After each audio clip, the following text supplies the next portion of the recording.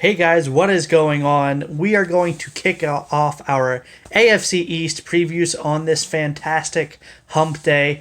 We're going to start off in New York City, but before we do that, I am going to give a quick plug to our podcast, Listeners League. Stay tuned for details coming out Friday. There will be a bunch of info on how to join that league. We would love to have you. We would love to play against you and beat your butts. And you might beat ours, but we might beat yours too. Everyone is welcome. We'd love to have you. Shooting for 14 teams. Keep your ears and your eyes open on Friday for more information regarding that. All right, New York. A little bit of overview on the Jets. All right, so first I want to talk about Sam Darnold. I was going to go Jamison Crowder here. I was going to feature him, but with the injury news, I decided to research Darnold a little bit more. Darnold doesn't do much in terms of, he doesn't have much in terms of fantasy value in 2019. Currently, according to Sleeper, he is the 26th quarterback coming off the board in the 190s. That's not good. In most leagues, that's going undrafted. Only time he may have value would be if you are in a super flex and you need two quarterbacks. But even then, he's on the lower end of your QB2. I do like him. I think he will improve on his rookie numbers from last year. Le'Veon Bell is the big addition for him. That'll take a lot of pressure off of him. He's saying he loves it in Adam Gase's system. He says the system can do damage, and by all accounts, he's settling in nicely. It's going to take a lot of convincing for me to hop on the Sam Darnold wagon. Do I think he can be good in the NFL? Sure. Do I think he can be great in the NFL? I don't know about that, and I don't see him being an elite option in fantasy anytime soon. So if you're keeper dynasty, you could draft him, or you could pick him up on the waiver wire if you believe he has potential to turn into a really solid option. But yeah, not doing much for me in terms of redraft leagues. Just, he has some talent. Will he make the most of his opportunity? At most, I see him climbing up to quarterback 20 at the very highest. So yeah, solid bench option. You could stream him if your regular starter's hurt or he's going through a rough stretch of defenses. But yeah, Sam Darnold does not have a ton of value in 2019 for me. Second guy I want to go over, Le'Veon Bell. I don't think I could do this preview right if I did not include Bell. He got paid, he's ready to go, and he's ready to take on 500 carries or touches if that's what's called upon him.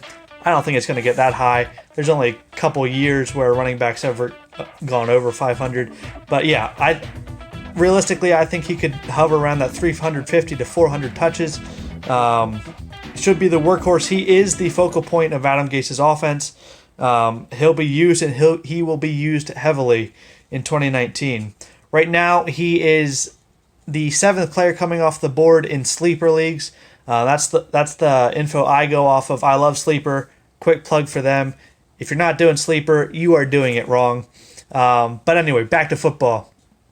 Bell, he will provide great value. The only concern I have with Le'Veon Bell, sometimes when guys have a whole year off, historically in times where this has happened before, injury history or injuries tend to crop up because they're not used to the wear and tear of an NFL season.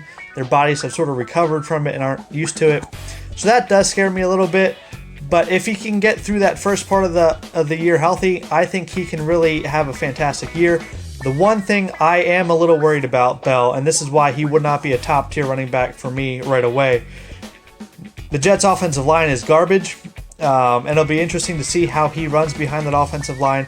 If he can gel with them like he did in Pittsburgh, with Pittsburgh's elite offensive line, it'll be interesting to watch that dynamic on the Jets' offense. But if Bell can carve out a nice role and produce, he could once again find himself in the top 5 of fantasy football running backs this year.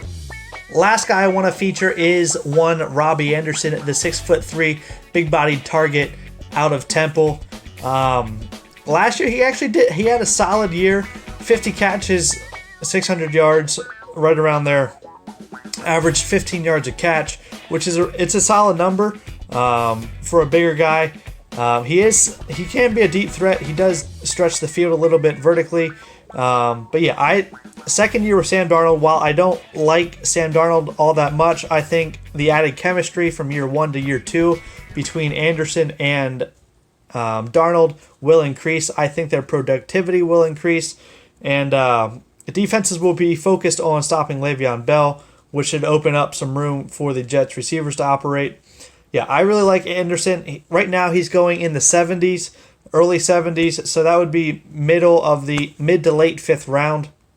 That's good value for him, especially if he's your third receiver. Say you go 2 running backs, 2 wide receivers. If he is your third receiver, he is a really solid flex option for you at that spot. High end, I would see him as an okay wide receiver too. I think it's more likely he'll be a really solid flex option for you. But yeah, I like Robbie Anderson. That is all I have on the Jets. Sorry if it's quick. I'm trying to hurry on. But again, I will just remind you, stay tuned Friday for the details on our pilot podcast Listeners League. We'd love to have you. And stay tuned. Thanks for watching. Hit that subscribe button down below if you're watching on YouTube. And have a good one.